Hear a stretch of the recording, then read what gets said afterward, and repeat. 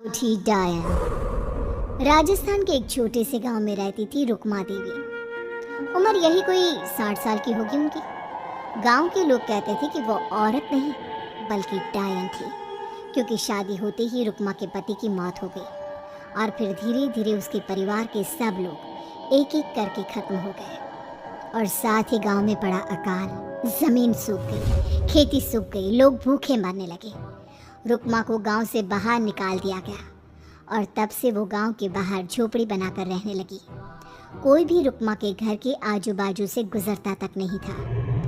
एक दिन गांव के रहने वाले रतन और उसकी पत्नी आनंदी को दूसरे गांव से आते वक्त रात हो गई और अंधेरे में रास्ता भटक के वो रुक्मा की झोपड़ी के पास जा पहुंचे।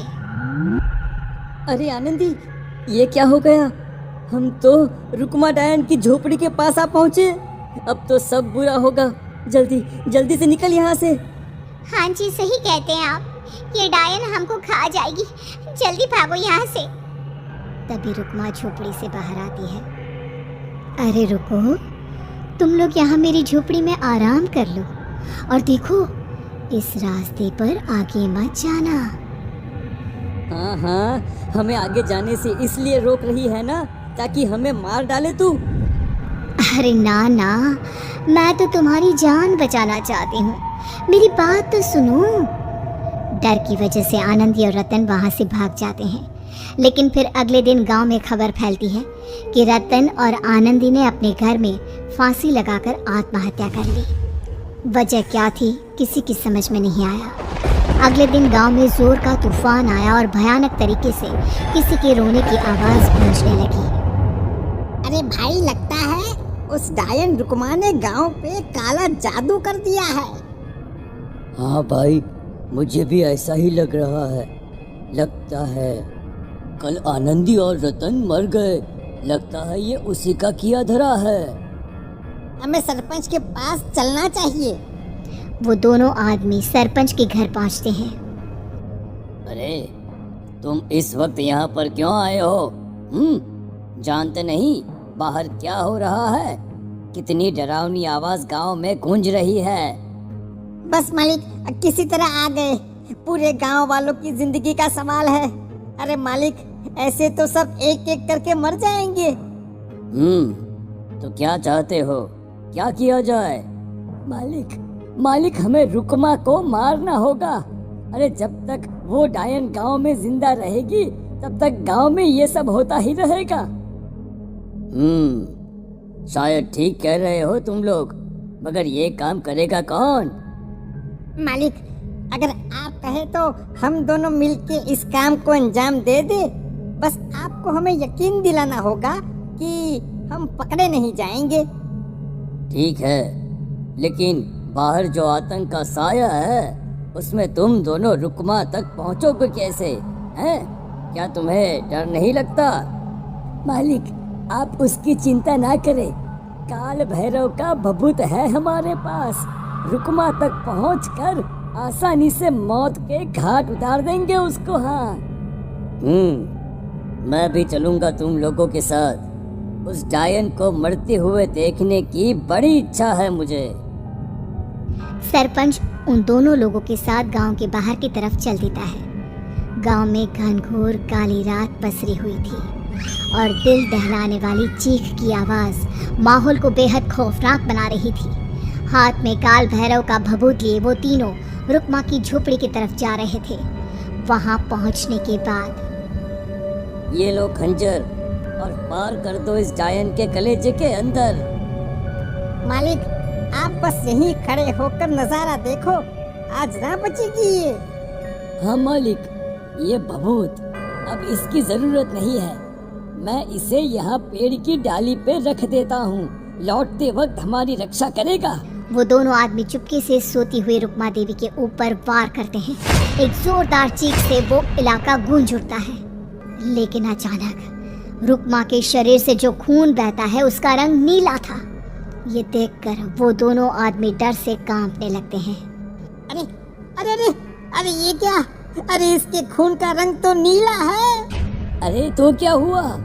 डायन जो ठहरी इंसान नहीं है ये, और आज इस बात का पक्का यकीन हो गया है। मर गई चुड़ैल, मर जाने दे। चल सरपंच साहब को जाकर ये खबर सुनाते हैं। वो दोनों जैसे ही बाहर आए, उन्होंने देखा सरपंच की लाश पेड़ पे लटकी हुई थी। ये देखकर वो दोनों डर के मारे चीखते हुए वहां से भागे। लेकिन तभी एक बेहद डरावनी औरत उनके सामने आकर खड़ी हो गई। कहाँ जा रहे हो? तुम्हें क्या लगा किसी का खून करके बच जाओगे तुम? कौन हो तुम? कौन हो? हमने तो डायन को मारा है, कुछ गलत नहीं किया भाई। वो डायन नहीं थी, वो इस गांव की रक्षा कर रही थी। तुम कौन हो? और तुम्हें कैसे पता वो कौन थी? उसने रतन और आनंदी को मार डाला। रतन और आनंदी को मना किया था रुक्मा ने इस रास्ते से आगे जाने से, पर वही दोनों माने नहीं और उन दोनों ने मुझे देख लिया था, इसलिए उनका मरना तो तय था।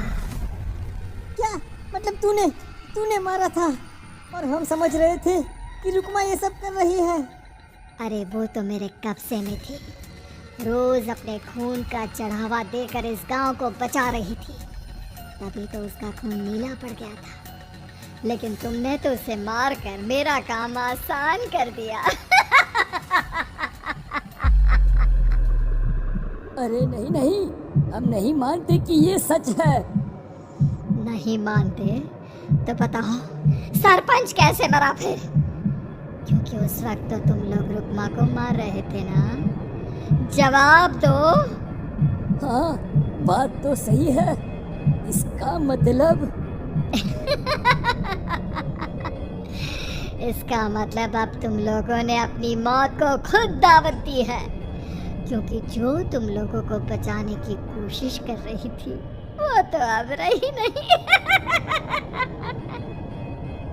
अरे लेकिन कौन है वो जो हम लोगों को मारना चाहता है?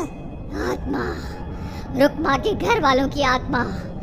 वो लोग कोई आम आदमी नहीं, खूनी भेड़िए थे और रुक्मा ने उनका ये राज जान लिया था। रुक्मा के अंदर शक्तियां थी जिसके चलते उसने उन सबको खत्म कर दिया। क्या? अरे लेकिन पूरा गांव तो समझ रहा था कि रुक्मा अपने घर वालों को खा गई। खा रुक्मा नहीं, मैं आ गई। क्योंकि असली डायन मैं हूँ और अब कोई नहीं बचेगा इस गांव में, कोई नहीं। भागो तुम दोनों। वो दोनों आदमी पागलों की तरह भागते हुए गांव पहुंचते हैं। वहां देखते हैं कि पूरा गांव खुद की नदी बन चुका था। हर तरफ लाशें ही लाशें पड़ी थी और रुक्मा के मरे हुए घर वाले उन लाशों को खा रहे थे। कुछ देर के बाद उन दोनों का भी वही हाल हुआ।